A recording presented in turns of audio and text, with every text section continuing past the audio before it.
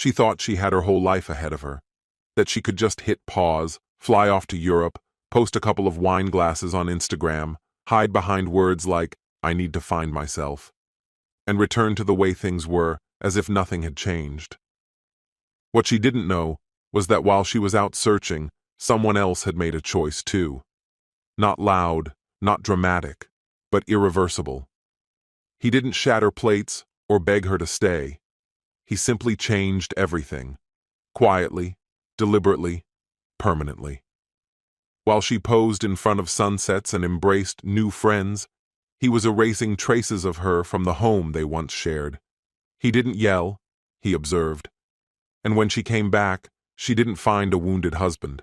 She found someone who no longer waited, someone who had learned to let go, because sometimes the strongest thing you can do isn't to hold on. It's to stop trying to save someone who never asked to be saved. Hello, my friend. I'm so glad you stopped by my channel. If you're here for the first time, don't forget to subscribe and share this video with your friends or family. It really helps my channel a lot. Please tell me in which city or country you watched this video. I value every one of your comments. So, let's get started. They say there's a point in life when everything shifts, a single instant that cleaves your timeline into before and after. Mine arrived on an otherwise unremarkable Thursday evening, right after we cleared the dinner plates. Ophelia stood at the sink, rinsing dishes like it was any other weeknight. "I'm thinking about taking a trip," she said, casually, like she was telling me we were out of milk. "Just a few weeks. Europe." I paused mid-sip. "By yourself?" "Well, not exactly. Marissa and Lena are coming along, but it's something I need to do for me." She wouldn't look at me, just scrubbed at a pan like the words she was saying wouldn't echo for the rest of our lives. Marissa and Lena, both newly single, both navigating the ruins of messy breakups, both riding whatever wave of independence was currently in fashion. I didn't need to ask. I knew what kind of trip this was morphing into. "What is it you're hoping to discover there that you haven't found here?" I asked. She toweled her hands and met my gaze at last. "Ryan, I've never done anything that wasn't for someone else. I went straight from living at home into building a life with you. I need to figure out who I am again." We'd been married 4 years, just bought our first house a few months back. Sure, we'd had our struggles, but I thought we were steady, solid. Turns out, I'd been wrong. "It's not about partying," she added quickly, likely reading my face. "It's not that kind of thing. I just need some space to think." I nodded, slowly. "Space, so you can work out what you want. Before what? Before we start a family? Before things get too anchored to take off on a European soul-searching trip with Marissa and her Pilates guru? That's not fair." "Which part? The trip, or the fact you've made this decision without involving me?" She let out a sharp breath. "I knew you'd react like this. That's why I nearly waited until everything was booked before I told you. And that's when it hit me. This wasn't a negotiation. It was a declaration. She wasn't seeking permission. She was informing me. She left the following weekend. I didn't put up a fight. But that same night, I made a quiet decision of my own, one she'd never see coming. I drove her to the airport that morning, not out of love, but to deny her the satisfaction of painting me as difficult. She looked like she was off to brunch rather than about to cross an ocean. Linen blazer, massive sunglasses, a designer suitcase that cost more than my first car. "You all right?" she asked as we pulled up to the drop-off. "I'm fine," I replied, cutting the engine. "Got your passport?" She nodded, then paused. "You're being really quiet." I turned to her. "You're flying across the world with 2 women who treat relationships like hobbies, and you're surprised I'm not chatty?" She shook her head. "This is exactly why I needed space. You always twist everything." "It's not about cheating," she added. "No," I said. "But trips like this tend to nudge doors open that shouldn't even be cracked." She rolled her eyes and stepped out. I followed, grabbed her suitcase from the trunk. She kissed my cheek, like I was an old co-worker, not her husband. "I'll text when I land." "You don't need to," I said. Her expression tightened. "What's that supposed to mean?" "It means go chase whatever it is you think you're missing. Just don't act like this is about us." She didn't answer, just took the handle of her suitcase and walked away.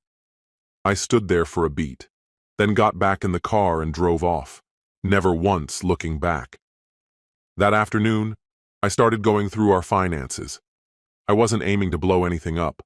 I'm not the vengeful type. But I redirected my paycheck to a separate account, canceled the fall vacation we'd booked, made sure the refund went to my card, changed the billing info on everything we shared, utilities, insurance, subscriptions, subtle shifts, but they added up. We weren't officially splitting. Not yet. But I wasn't about to keep living like I had a partner who still honored her vows. Let her go find herself. I'd stay right here, paying attention. By day 4, the first photo hit my feed. A wine glass on a patio table, cobblestone street behind it. Caption: "Lost in Lisbon, finding clarity." Lisbon wasn't even on the original itinerary. Then came Seville, Milan. Nice. Clearly, the plan had gone out the window. Now they were city-hopping like college kids with Eurail passes, untethered and floating. Each post carefully curated, hand-painted tapas plates, shimmering coastal sunsets, sandy feet on foreign beaches. Ophelia laughing with Marissa. Ophelia posing with abstract art. Ophelia twirling in maxi dresses and hiding behind massive sunglasses. But one photo stopped me cold. A group shot. Her, Marissa, Lena, and 3 guys I'd never seen before. One had his arm wrapped around Ophelia's waist. No tags, no explanation.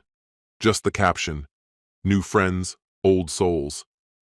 I stared at it for a long time, then opened a folder on my desktop and started saving screenshots. Call it paranoia, call it preparation. Either way, I was finished giving her the benefit of the doubt. No comments, no messages, no reaction. She sent one text that week. "Hey, hope things are good back home. We just got to Barcelona." The view was breathtaking. I didn't reply to her message. The next day, Marissa posted a clip from a beachfront lounge. Ophelia was in the frame, barefoot with a cocktail in hand, moving gently to the rhythm of the music. That same guy from the earlier picture was right beside her, no shirt, leaning in close, whispering something just out of earshot. She didn't flinch or pull away. I watched the video more than once before saving it alongside the others. I didn't reach out, didn't ask questions. I simply waited. And then, nearly a month later, Ophelia stepped into our house like nothing had happened at all. She let her luggage fall by the door and flashed a radiant smile, as if she'd just returned from conquering the world. "It feels incredible to be back," she said, stretching with a yawn. "You wouldn't believe the train delays in Italy." I was standing by the kitchen island, arms folded. Her eyes drifted around the room. "You moved some things?" "I had the time," I said. She came closer, leaning in for a kiss. I angled away, letting her lips graze my cheek. Her smile faltered. "You're mad?" "No," I said. "You're back. Isn't that all that matters?" She chuckled softly, though the sound carried an edge of unease. "Okay. Listen. I know how it might have looked, but it wasn't what you're thinking. We just needed some space, that's all. Looked like you found someone to share that space with." A beat passed before she said, "So, you saw the posts." "I saw plenty." "Oh, Ryan, you know how it is. People end up in the same frame sometimes. Doesn't mean a thing. You weren't wearing your wedding ring." She grimaced. It felt safer not to. We were tourists. Standing out can attract attention. I said nothing. She turned and unzipped her suitcase, rummaging through it before holding out a tiny Vespa keychain. "I got you something. Thought of you when I saw it. You always said you wanted to visit Rome." I accepted it, placed it on the counter, and pulled an envelope from a drawer. I handed it to her without a word. She opened it slowly. Inside was a bank confirmation showing our joint accounts being split. Underneath that were the first documents to buy out her share of the house. I'd also included a contact card for the moving company I'd already hired. She stared at the papers like they were written in another language. "You're asking me to leave?" she said, stunned. "You said you needed space," I replied, calm. "I made sure you'd have enough." Her voice cracked. "All this because of one trip?" I took a sip from my coffee. "No, because of a choice. One you made without me." She slumped onto the sofa, looking rattled. "It was never supposed to be permanent, Ryan. I just needed time to think." "Time to do what?" I asked. "To flirt your way through Europe? Pretend you were single again? What exactly were you hoping to come back to?" She shook her head, like I was the unreasonable one. "You're taking this too far. You won't even let me explain." "You had 4 weeks," I said. "All I got were sunny pictures and captions that said nothing." "I didn't sleep with him. But you thought about it, didn't you?" The silence that followed said more than any admission could. "You think not acting on it makes it harmless?" I said. "You erased me the second you boarded that plane. You wanted freedom, Ophelia, and you got it. But freedom comes with a cost." Her eyes welled with tears. "So that's it? Just like that?" I didn't answer right away. Instead, I went to the hall closet, pulled out the duffel bag I'd already packed for her, and placed it by the couch. "You can stay with Marissa.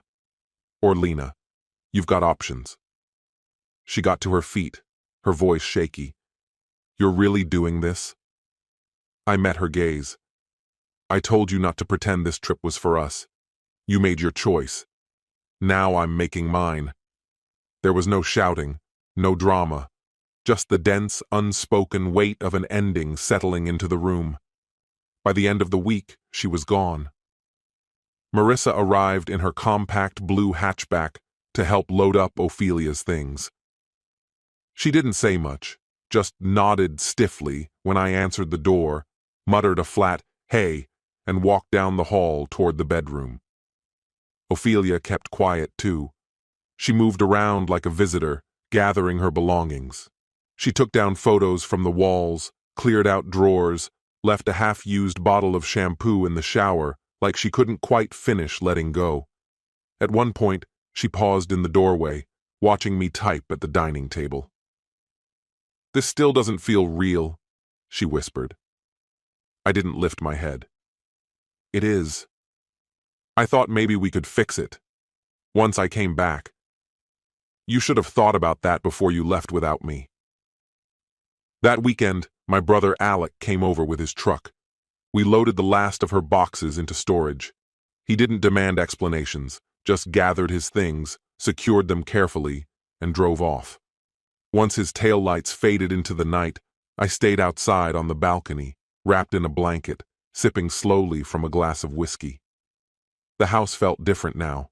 Quieter, yes, but not vacant. The stillness wasn't a void. It was something that felt entirely mine. I wasn't furious. I wasn't broken. I was simply released. The same kind of freedom she had chased halfway across the globe. Strange how I found it without ever leaving home. 2 weeks slipped by before she reached out again. A number I didn't recognize flashed across my phone screen. I let it ring until it stopped. Then the emails started arriving. "Can we talk?" "Just one conversation, Ryan. Please." I said nothing. The following afternoon, I spotted her standing outside the house, arms crossed over her chest like armor, trying not to look affected. When I walked out the door, she approached like we hadn't just dismantled everything. "I've been trying to get in touch," she said. "I know," I replied, sliding my key into the lock. "You really moved on this fast?" "I started moving the second you said you needed space." She hesitated, like she was adjusting her approach. "I made a mistake." I met her gaze without flinching. "No, you made a choice. You just don't like the outcome. I thought we were stronger than this." "No, Ophelia, I was strong. You were uncertain." She flinched like the words had landed squarely. You don't mean that. I mean every word. Slowly, she reached into her purse and brought out a small black box. Inside was my wedding ring. I kept it the whole time. I never even took it out. Then it still traveled farther than our marriage ever did. Her mouth opened, but no sound came out. Just stunned silence. I stepped around her, heading for my car. Her voice broke as she called after me. So that's it? I glanced over my shoulder once. You wanted freedom, Ophelia. Now you have it. I climbed in, started the engine, and this time, I never looked back. It's been 5 months since that day. The house was sold. We divided the necessary things. No drawn-out battles, no courtroom scenes, no theatrics, just simple goodbyes and clean exits. I downsized, moved closer to the office. 1 bedroom, simple, quiet, mine. I took up running again. Thursday nights, I attend a photography class. It's strange how the little parts of yourself start resurfacing when you stop bleeding out for someone who wouldn't have lifted a finger to save you. Friends still mention her sometimes. Are you sure you don't want to talk it through? She's been seeing a therapist. Maybe she's changed. Maybe. But I no longer need to know. That's what real peace offers you, the freedom to stop wondering. Word is she's been dating here and there, nothing serious, nothing lasting. Then, one day, she sent a final message. A photo. That old Vespa-shaped keychain from Rome resting in her hand. No caption. I deleted it without responding. What she doesn't realize is that I still have mine, not as a keepsake of her, but as a marker. A reminder that love, the real kind, isn't about grand reunions or tearful makeups. It's about staying. Staying when it's uncomfortable. Staying when escape masquerades as freedom. Staying when the world whispers that something brighter might be just around the corner. She left in search of herself. I stayed and found who I was. I've started seeing someone new, no rush, no fireworks, just something steady. The kind of warmth that doesn't demand attention but fills the room regardless. This story has come to an end. What's your opinion? Share it in the comments, my friend. And if you liked this story, check out other exciting videos on my channel. I'll say goodbye until the next video. See you.